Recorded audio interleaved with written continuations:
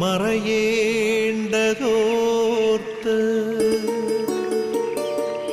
ചന്ദ്രനക്ഷത്രാദികൾ വിതുമ്പുമ്പോൾ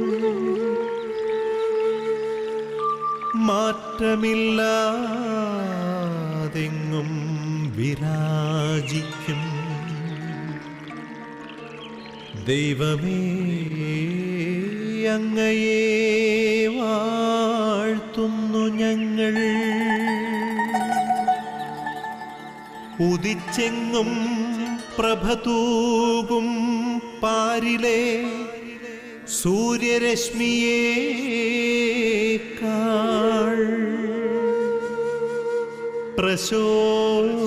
പ്രശോഭിച്ചെന്നും പ്രസാദമേകുന്ന ദൈവമേ, അങ്ങേ മഹിമാവെത്ര മനോജ്ഞം.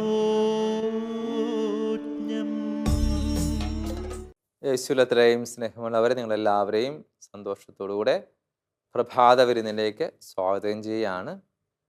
എല്ലാവർക്കും നല്ലൊരു ദിവസം ആശംസിക്കുകയാണ്. യേശു നമ്മളെല്ലാവരെയും സമർത്ഥമായിട്ട് അനുഗ്രഹിക്കട്ടെ. അതോടൊപ്പം തന്നെ പ്രഭാത വിരുന്നിൻ്റെ സ്വർഗീയ മധ്യസ്ഥയായ പരിശുദ്ധ അമ്മയുടെ മാധ്യസ്ഥവും സഹായം നമുക്ക് അപേക്ഷിക്കാം. വചനത്തെ ഉദരത്തിൽ സംവഹിച്ചവളാണ് പരിശുദ്ധ അമ്മ. അപ്പോൾ വചനം മനസ്സിലാകാനും അറിയാനും പരിശുദ്ധ അമ്മ നമ്മളെപ്പോഴും സഹായിക്കുന്നുണ്ട്. പരിശുദ്ധമ്മയുടെ മാധ്യസ്ഥം അപേക്ഷിച്ചുകൊണ്ട് നമുക്ക് ഒന്ന് ചേർന്ന് ഏറ്റുചൊല്ലാം. നന്മ നിറഞ്ഞ മറിയമേ സ്വസ്തി, കർത്താവ് അങ്ങയോടുകൂടെ സ്ത്രീകളിൽ അനുഗ്രഹിക്കപ്പെട്ടവളാവുന്നു. അങ്ങയുടെ ദുരിതത്തിൻ ഫലമായി ഈശോ അനുഗ്രഹിക്കപ്പെട്ടവനാവുന്നു. പരിശുദ്ധ മറിയമേ തമ്പുരാൻ്റെ അമ്മേ, പാപികളായ ഞങ്ങൾക്ക് വേണ്ടി ഇപ്പോഴും ഞങ്ങളുടെ മരണസമയത്തും തമ്പുരാനോട് അപേക്ഷിച്ചു കൊള്ളണമേ. ആമേൻ. പ്രിയമുള്ളവരെ, നമ്മൾ പരിശുദ്ധമ്മയോട് സഹായം തേടുന്നതോടൊപ്പം തന്നെ നമ്മൾ പഴയ നിയമത്തിലും പുതിയ നിയമത്തിലും ഒരേപോലെ കാണുന്നതാണ് പരിശുദ്ധാത്മാവ്. ഇങ്ങനെ പരിശുദ്ധാത്മാവ് വന്ന് നമ്മളെ വെളിപ്പെടുത്തി, നമ്മളെ ശക്തിപ്പെടുത്തി, വെളിച്ചം നൽകി കടന്നു പോകുന്നുണ്ട്. വചനം കൂടുതൽ ആഴത്തിലറിയാനുള്ള വെളിച്ചം നമുക്ക് എല്ലാവർക്കും പകർന്നു നൽകണമേ എന്ന് പ്രത്യേകം പരിശുദ്ധാത്മാവോട് പ്രാർത്ഥിച്ചുകൊണ്ട് നമുക്ക് ഒരുങ്ങി. അതോടൊപ്പം ഇന്ന് നമ്മൾ വചനം ധ്യാനിക്കുമ്പോഴേക്കും നിയോഗം വെച്ച് പ്രാർത്ഥിക്കുന്നത് ദൈവത്തിൻ്റെ സ്തുതിക്കുവാനായിട്ട്. സ്തുതിക്കുക എന്ന് പറഞ്ഞാൽ പ്രൈസിങ് അല്ല ഉദ്ദേശിക്കുന്നത്, സ്തുതിപ്പല്ല, ദൈവത്തോട് പ്രാർത്ഥിക്കാനായിട്ട്. മടുപ്പ് കാണിക്കുന്നവരൊക്കെ ഉണ്ടെങ്കിൽ നമുക്ക് അവരെ ഒന്ന് ഓർക്കാം. അതായത് നമ്മൾ വളരെയധികം പ്രാർത്ഥിക്കണമെന്നല്ല, നമുക്ക് ഒരു പൊതുവെ പ്രാർത്ഥിക്കുന്നൊരു ശീലമുണ്ടല്ലോ. ഒന്ന് പള്ളിയിൽ പോവുക, ഒന്ന് വിസിറ്റ് ചെയ്യുക, ഒന്ന് പ്രാർത്ഥിക്കുക, കുടുംബ പ്രാർത്ഥന, അങ്ങനെയൊക്കെ ഉണ്ടല്ലോ. അപ്പം അതിലൊന്ന് ആഴപ്പെട്ട് വരാൻ ആർക്കെങ്കിലും നമ്മുടെ അറിവിലോ കുടുംബത്തിലോ വ്യക്തികളിലോ ഉണ്ടെങ്കിൽ അവരെയൊക്കെ ഒന്ന് സമർപ്പിച്ചുകൊണ്ട് വചനം കേൾക്കുവാനായിട്ട് നമുക്ക് ഒരുങ്ങാം. പരിമളത്തിനുറവയാം നറുസൗരഭ്യമാകട്ടെ ഞങ്ങളുമീ മണ്ണിൽ.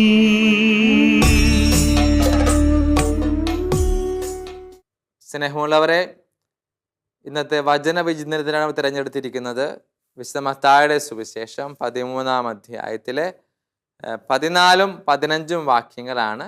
നമ്മൾ വചനം ഇങ്ങനെയാണ് കേൾക്കുന്നത്. യെശയ്യായുടെ പ്രവചനം അവരിൽ പൂർത്തിയായിരിക്കുന്നു.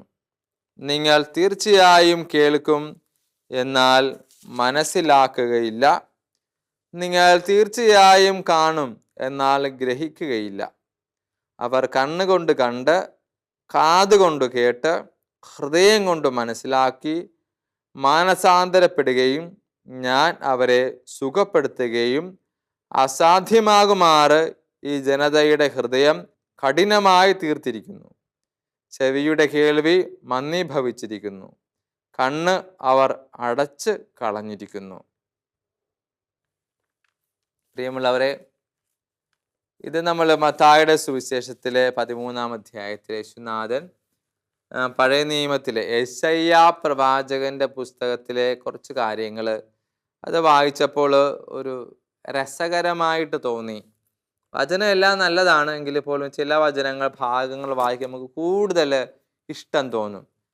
ചില വചനങ്ങൾ ആവർത്തിച്ച് വായിക്കുമ്പോഴേക്കും ചില വരികളിൽ കൂടുതൽ നമ്മൾ അടുക്കും, അട്രാക്റ്റഡ് ആവും. അങ്ങനെ തോന്നിയ ഒന്ന് വീണ്ടും വീണ്ടും വായിച്ച് നോക്കാൻ തോന്നിയ ഒരു ഭാഗമാണിത്. കണ്ണ്, ചെവി, ഹൃദയം, അതിനെക്കുറിച്ചൊക്കെയാണ് പറയുന്നത്. അപ്പോൾ ഇത് എൻ്റെ മെയിൻ ആശയം എന്ന് പറഞ്ഞാൽ ദൈവത്തിനോടുള്ള സ്തുതി, പ്രാർത്ഥന എന്നാണ് ഉദ്ദേശം. പ്രാർത്ഥന, ദൈവത്തെ അറിയുക, ദൈവവുമായിട്ട് ആത്മബന്ധം പുലർത്തുക, അതൊക്കെയാണ് ഇവിടുത്തെ കണ്ടന്റ്, ആശയം. അങ്ങനെ ഇരിക്കെ യെശയ്യായുടെ ഒരു ഒരു ഒരു കാഴ്ചപ്പാടനുസരിച്ച്, യെശയ്യയുടെ കാഴ്ചപ്പാടനുസരിച്ച് ഇവിടെ കണ്ണ്, കാത്, ഹൃദയം, അതായത് കണ്ണടക്കുന്നു, ചെവികളടക്കുന്നു, ഹൃദയമടക്കുന്നു, നാലാമത്തേത് അധരം മാത്രം തുറന്ന് കർത്താവിനെ സ്തുതിക്കുന്നു. അത് ശരിയല്ല. യേശു പറയാ അത് ശരിയല്ല. നിങ്ങൾ കണ്ണടക്കുന്നു, ചെവി അടക്കുന്നു, അധരം മാത്രം തുറന്ന് സ്തുതിക്കുന്നു, ഹൃദയവും അടച്ചു കളയുന്നു. പ്രിയമുള്ള, നമുക്ക് ലോകത്തെ അറിയാനായിട്ട് ദൈവം നൽകിയ 5 ഇന്ദ്രിയങ്ങളുണ്ടല്ലോ. അപ്പോൾ ഇങ്ങനെ ചെവി, കണ്ണ്, നാക്ക്, മൂക്ക്, ത്വക്ക്, അങ്ങനെ അറിയാമല്ലോ. അപ്പോഴേക്കും ഇതിൽ ഈ പറയുന്ന ദൈവത്തെ അറിയുക എന്ന് പറഞ്ഞാൽ അധരം കൊണ്ട് മാത്രം സ്തുതിക്കലല്ല.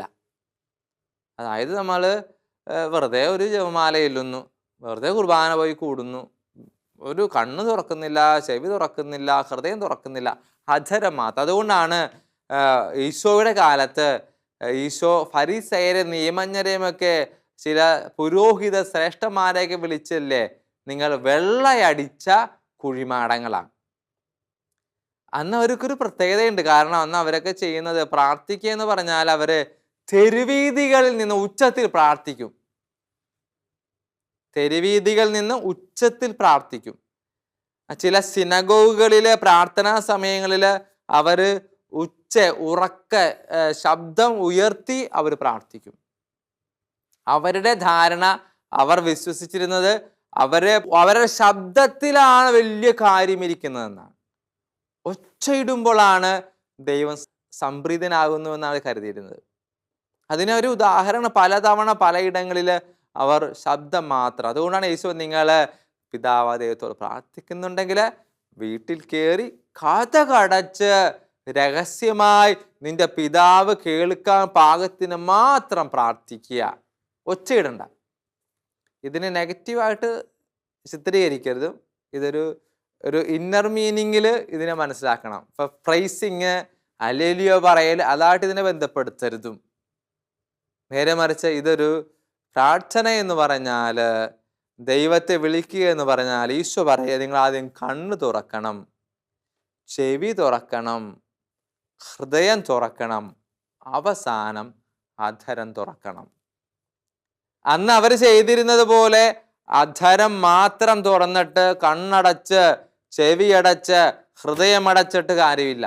നേരെ മറിച്ച് ഈ കണ്ണും ചെവിയും ഹൃദയവും തുറന്നതിന് ശേഷം മാത്രം അധരം തുറക്കുക. അതൊരു വലിയൊരു വെല്ലുവിളിയാണ് പ്രിയമുള്ളവരെ. അതായത് കണ്ണ് തുറന്ന് നീ ദൈവത്തെ കാണുക, ചെവി തുറന്ന് നീ ദൈവത്തെ കേൾക്കുക, ഹൃദയം തുറന്ന് നീ ദൈവത്തെ അനുഭവിച്ചറിയുക. അതിനുശേഷം ഈ എല്ലാ അനുഭവങ്ങളോടും കൂടെ, ഈ ഇന്ദ്രിയങ്ങളിലെ അറിവുകളോടുകൂടെ ചേർത്ത് വെച്ച് നീ കർത്താവിനെ സ്തുതിക്കുക, കർത്താവിനോട് പ്രാർത്ഥിക്കുക. അതുകൊണ്ട് എൻ്റെ പ്രിയമുള്ള സഹോദരങ്ങളെ, നമ്മൾ ഈ വചനം നമ്മൾ ധ്യാനിച്ച് പ്രാർത്ഥിക്കുമ്പോഴേക്കും അവസാനമാണ് നമ്മൾ കർത്താവിനെ അധരങ്ങൾ കൊണ്ട് സ്തുതിക്കേണ്ടത്. അതുകൊണ്ട് തന്നെയാണ് ഈശോ പറയുക, നിങ്ങളുടെ കണ്ണ് കണ്ണ് കണ്ണ് തുറന്നിരിക്കട്ടെ. കണ്ണ് തുറന്നിരിക്കണ ദൈവത്തെ കാണാൻ വേണ്ടി മാത്രമല്ല, എൻ്റെ കൂടെയുള്ളവരെ കാണാൻ വേണ്ടി കൂടിയാണ്. എൻ്റെ കാത് തുറന്നിരിക്കണത് എന്തിനാണ്? ദൈവത്തെ കേൾക്കാൻ വേണ്ടി മാത്രമല്ല, എൻ്റെ കുടുംബത്തിലുള്ളവരെ, എൻ്റെ വീട്ടിലുള്ളവരെ കേൾക്കാൻ വേണ്ടി കൂടിയാണ്. എൻ്റെ ഹൃദയം തുറക്കണമെന്ന് പറയണത് എന്തിനു വേണ്ടിയാണ്? അത് ദൈവത്തെ അറിയുക എന്നതോടൊപ്പം തന്നെ എൻ്റെ സഹപാഠികളെ, കൂടെയുള്ളവരെ, കുടുംബാംഗങ്ങളെ, ജോലി സ്ഥലത്തുള്ളവരെ അവരെയൊക്കെ ഹൃദയം കൊണ്ട് അറിയാൻ വേണ്ടിയാണ്. നമ്മൾ നമ്മൾ രണ്ട് കരങ്ങളും കർത്താവിങ്കിലേക്ക് മാത്രം ഉയർത്തി കർത്താവിനെ സ്തുതിച്ചിട്ട് കാര്യമില്ല പ്രിയമുള്ളവരെ. ഞങ്ങൾ പഠിച്ച കാലത്ത് ഞങ്ങൾ പഠിപ്പിച്ച ഒരു പ്രൊഫസർ അച്ഛൻ പറയുണ്ടായി, കരങ്ങൾ കർത്താവിങ്കിലേക്ക് മാത്രം ഉയർത്തിയാൽ പോരാ, കരങ്ങൾ രണ്ട് സൈഡിലേക്കും ഉയർത്തണം. അതായത് എൻ്റെ കൂടെയുള്ളവരെ ഞാൻ അറിയണം. കർത്താവിനെ മാത്രം വിളിച്ച് സ്തുതിച്ചാൽ പോരാ, കർത്താവിൻ്റെ ഒപ്പം എൻ്റെ കണ്ണ് തുറന്ന്, എൻ്റെ ചെവി തുറന്ന്, എൻ്റെ ഹൃദയം തുറന്ന് എൻ്റെ കൂടെയുള്ളവരെ കൂടി ഞാൻ അറിയുമ്പോഴാണ് കർത്താവിങ്കിലേക്ക്.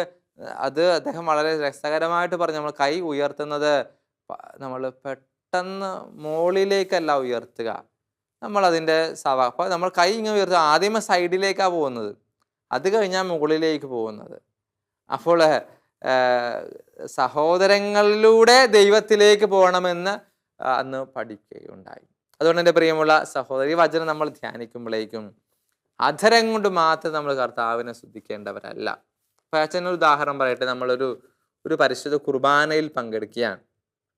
കുർബാനയിൽ പങ്കെടുക്കുമ്പോഴേക്കും നിങ്ങൾ നല്ല ഉച്ചത്തിൽ പാട്ട് പാടുന്നുണ്ട്, കുർബാനയ്ക്ക് പ്രത്യുത്തരങ്ങൾ നൽകുന്നുണ്ട്, എല്ലാം ഭംഗിയായിട്ട് നല്ല ശബ്ദത്തിലെല്ലാം ചെയ്യുന്നുണ്ട്. പക്ഷേ നിങ്ങളുടെ കണ്ണ് തുറന്ന് നിങ്ങൾ ആരെയും കാണുന്നില്ലെങ്കിൽ, ഹൃദയം തുറന്ന് ആരെയും മനസ്സിലാക്കുന്നില്ലെങ്കിൽ, ചെവി തുറന്ന് ആരെയും നിങ്ങൾ കേൾക്കുന്നില്ലെങ്കിൽ, ഒരുപക്ഷെ ആ പ്രാർത്ഥനയുടെ കുർബാനയുടെ പൂർണ്ണത അവിടെ ഉണ്ടാകാനുള്ള സാധ്യത വളരെ വളരെ വളരെ കുറവാണ്. കുർബാനയിൽ പങ്കെടുത്തോ എന്ന് ചോദിച്ചാൽ കുർബാന കണ്ടു എന്ന് നമുക്ക് പറയാൻ പറ്റും. ഞാൻ കുർബാന കണ്ടിട്ട് പോന്നു, നത്തിങ് സ്പെഷ്യൽ, ഒന്നും അതിനകത്ത് വ്യത്യാസമായിട്ടോ മാറ്റമുള്ളതായിട്ടോ ഇല്ല. പക്ഷെ ആ കുർബാന കണ്ട കുർബാന, അർപ്പിക്കപ്പെട്ട കുർബാന എൻ്റെ ശബ്ദത്തിൽ മാത്രമല്ല, അവിടെ നിന്ന് അൾത്താരിൽ നിന്ന് പള്ളിയിൽ നിന്ന് ഇറങ്ങിയിട്ട് പുറത്തേക്ക് വരുമ്പോഴേക്കും എൻ്റെ കൂടെയുള്ളവരെ കാണാനും കേൾക്കാനും അറിയാനും പറ്റുന്നില്ലെങ്കിൽ ആ കുർബാന പരിശുദ്ധ ബലിയർപ്പണം പൂർണ്ണമല്ല. ഞാൻ പഠിപ്പിച്ച കാലത്ത് ഒരു ഉദാഹരണം പറഞ്ഞത് ഇങ്ങനെയാണ്. ഒരു വൃത്തമെടുത്താൽ, ഒരു പരിശുദ്ധ കുർബാന എന്ന് പറഞ്ഞാൽ, അതിൽ ബലിയർപ്പണം എന്ന് പറഞ്ഞാൽ ആ വൃത്തം പൂർണ്ണമായിട്ട് നമ്മൾ കളറടിച്ച് ഫില്ല് ചെയ്യലാണ്. നമ്മൾ പള്ളിയിൽ കയറി അരമണിക്കൂർ 3/4 മണിക്കൂർ കൊണ്ട് ഒരു കുർബാനയിൽ പങ്കെടുത്തുകൊണ്ട് വരുമ്പോഴേക്കും, പുറത്തേക്ക് ഇറങ്ങുമ്പോഴേക്കും ആ വൃത്തത്തിൻ്റെ പകുതി മാത്രമേ നമ്മൾ കളറടിച്ച് ഫില്ലായിട്ടുള്ളൂ. പിന്നെ ബാക്കി ആ വൃത്തത്തിൻ്റെ ബാക്കിയുള്ള പകുതി ഭാഗം കളറടിച്ച് ഫില്ലാക്കുന്നത് എപ്പോഴാണ്? ഞാൻ കുർബാനയിൽ പങ്കെടുത്ത് പുറത്ത് വന്നിട്ട് എൻ്റെ സഹോദരങ്ങളുമായിട്ട് ഈ പരിശുദ്ധ കുർബാന പങ്കുവെക്കുമ്പോഴാണ് ആ വൃത്തം ഞാൻ അത് കളറടിച്ച് ഫുള്ളാക്കി പൂർണ്ണ കുർബാനയാക്കി മാറ്റുന്നത്. അതുകൊണ്ടാണ് ഈശോ പറഞ്ഞത്, എൻ്റെ മക്കളെ നിങ്ങൾ കണ്ണ് തുറക്കണം, എൻ്റെ മക്കളെ നിങ്ങൾ ചെവികൾ തുറക്കണം, എൻ്റെ മക്കളെ നിങ്ങൾ ഹൃദയം തുറക്കണം. ഇതെല്ലാം തുറന്ന് കർത്താവിനെ അനുഭവിക്കുമ്പോൾ നീ അധരം തുറക്കണം.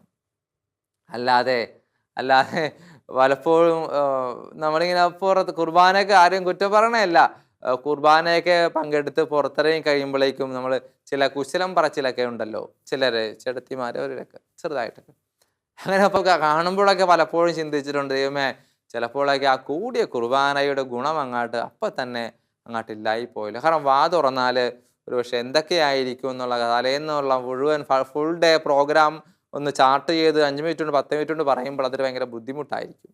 അതുകൊണ്ട് നമുക്ക് ധ്യാനിക്കാം, ഈ വചനം ധ്യാനിച്ചുകൊണ്ട് പ്രത്യേകം ഒരുങ്ങാം, പ്രാർത്ഥിക്കാൻ. ഈശോയെ അങ്ങയെ കൂടുതലായിട്ട് അറിയണമെന്നുണ്ടെങ്കിൽ ഞങ്ങൾ കണ്ണുകൊണ്ട്, ചെവി കൊണ്ട്, ഹൃദയം കൊണ്ട് തുറവിയുള്ളവരായിരിക്കണം. മറ്റുള്ളവരെ അറിയാൻ പറ്റണം, ജീവിക്കാൻ പറ്റണം. സ്നേഹമുള്ളവരെ, നമ്മുടെ കൂടെയുള്ളവരെ കണ്ണുകൊണ്ട് കണ്ട്, ചെവി കൊണ്ട് കേട്ട്, ഹൃദയം കൊണ്ട് മനസ്സിലാക്കി, അധരം കൊണ്ട് കൂടെ നിർത്താൻ ഈശോ നമ്മളെല്ലാവരും അനുഗ്രഹിക്കട്ടെ എന്ന് പ്രാർത്ഥിച്ചുകൊണ്ട് നമുക്ക് പ്രത്യേകമായി അതിനു വേണ്ടി ഒരുങ്ങാൻ ഈശോ നമ്മളെല്ലാവരെയും സഹായിക്കട്ടെ. പിതാവേ, സ്നേഹാഗ്നിയാൽ ജ്വലിക്കട്ടെ മക്കളാ ഞങ്ങളെല്ലാം.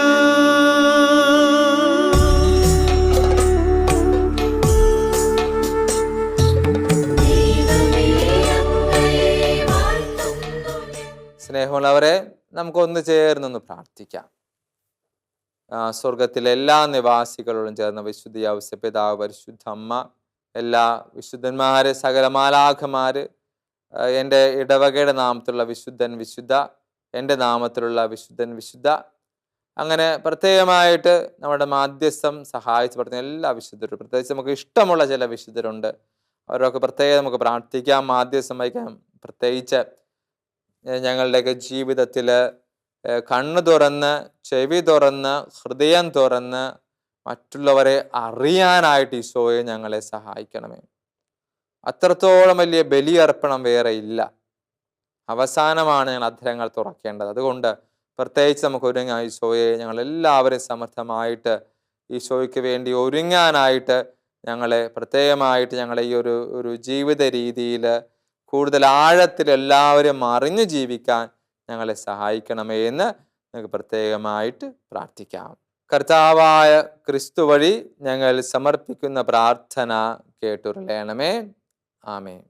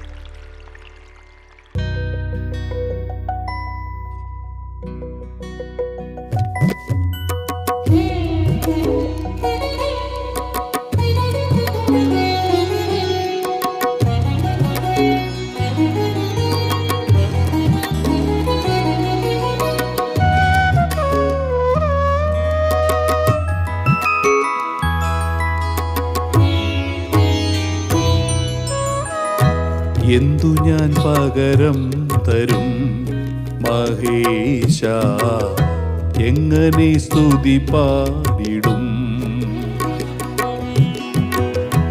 എന്നു ഞാൻ പകരം തരും മഹേശ, എങ്ങനെ സ്തുതി പാടിടും? അതിനുള്ള അർഹത എനിക്കില്ലല്ലോ മഹിയിൽ, അതിനൊത്ത ധനമൊന്നും കരുതലില്ല. ഒന്നുമില്ലായ്മയിൽ നിന്നും മെനഞ്ഞു ഉള്ളവല്ലായ്മകൾ ഏറ്റെടുത്തു. ഉൾക്കരുത്തായി തൻ്റെ ആത്മാവിനെ നൽകി, വഴികളിൽ വിളക്കായി എരിഞ്ഞു സ്വയം. എന്തു ഞാൻ പകരം തരും മഹേശ, എങ്ങനെ സ്തുതി പാടിടും?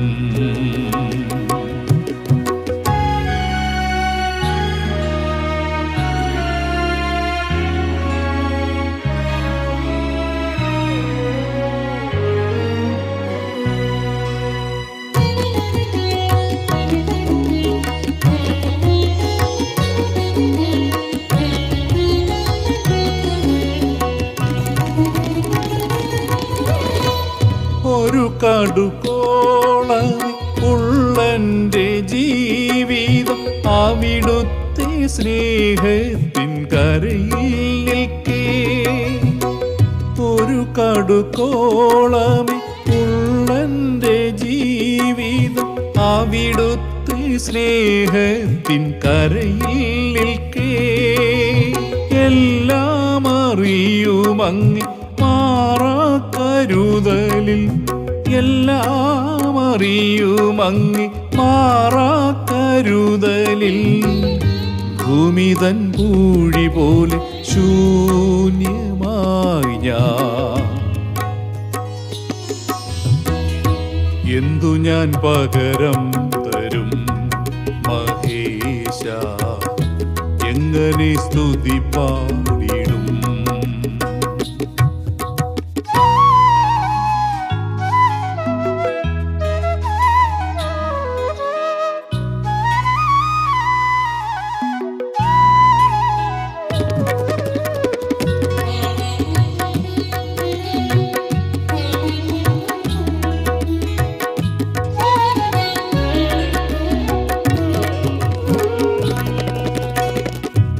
ഒരു പുതുഗാനമായി ഉയരും ഞാനൂഴി അവിടുത്തെ ആത്മാവിൻ നിറവൊന്നിനാ.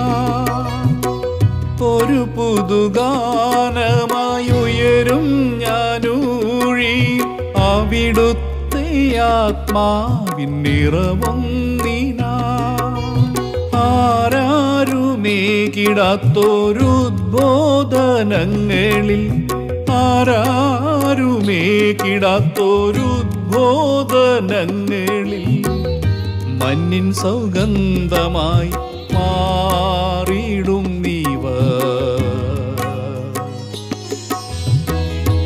എന്തു ഞാൻ പകരം തരും മഹേശ, എങ്ങനെ സ്തുതി പാടിടും. അതിനുള്ള അർഹത എനിക്കില്ലല്ലോ മഹിയിൽ, അതിനൊത്ത ധനമൊന്നും കരുതലില്ല. ഒന്നുമില്ലായ്മയിൽ നിന്നും മെനഞ്ഞു ഉള്ളവല്ലായ്മകൾ ഏറ്റെടുത്തു. ഉൾക്കരുത്തായി തൻ്റെ ആത്മാവിനെ നൽകി വഴികളിൽ വിളക്കായി എരിഞ്ഞു സ്വയം. എന്നു ഞാൻ പകരം തരും മഹേശ, എങ്ങനെ സ്തുതി പാടിടും.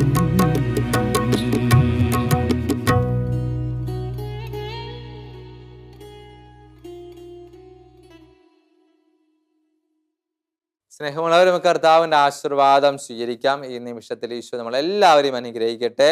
പരിശുദ്ധ പിതാവിനോടും എല്ലാ കാർഡിനാൾമാര്, ബിഷപ്പുമാര്, വൈദികര്, സന്യാസികൾ, അൽമാരോട് ചേർന്ന് ഈശോയുടെ ആ പിതാവിൻ്റെയും പുത്രൻ്റെയും പരിശുദ്ധാനാമത്തിലുള്ള ആ വലിയൊരു കൃപ, ഒരു ആശീർവാദത്തിൻ്റെ ഒരു നീർച്ചാല് നമ്മളേക്ക് ഒഴുകട്ടെ എന്ന് പ്രാർത്ഥിച്ചുകൊണ്ട് നമുക്ക് സ്വീകരിക്കാം. കർത്താവ് നിങ്ങളോടുകൂടെ, അങ്ങേ ആത്മാവോടും കൂടെ. സർവശക്തനായ ദൈവം പിതാവും പുത്രനും പരിശുദ്ധാത്മാവും നിങ്ങളെല്ലാവരെയും സമൃദ്ധമായിട്ട് അനുഗ്രഹിക്കുമാറാകട്ടെ. ആമേൻ. സ്നേഹമുള്ളവരെ, നമുക്ക് പ്രാർത്ഥനയിൽ ലിഖിക്കപ്പെട്ട് ഒന്നിച്ച് മുന്നോട്ട് പോകാം. മരിയും കൂടാതെ നമുക്ക് വേണ്ടി ജപമാല അർപ്പിച്ച് പ്രാർത്ഥിക്കുന്നവർക്ക് വേണ്ടിയും നമുക്ക് പരസ്പരം ജപമാല ചൊല്ലാം.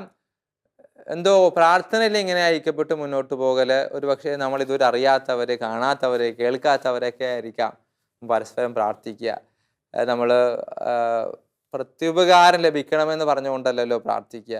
അത് നമ്മുടെ ഒരു ശീലമാക്കി മാറ്റാം. പരസ്പരം പ്രാർത്ഥനയിൽ ഐക്യപ്പെട്ട് ബലപ്പെട്ട് മുന്നോട്ട് ഈശോ നമ്മളെല്ലാവരെയും അനുഗ്രഹിക്കട്ടെ. എല്ലാവർക്കും നല്ലൊരു ദിവസം ആശംസിക്കുന്നു.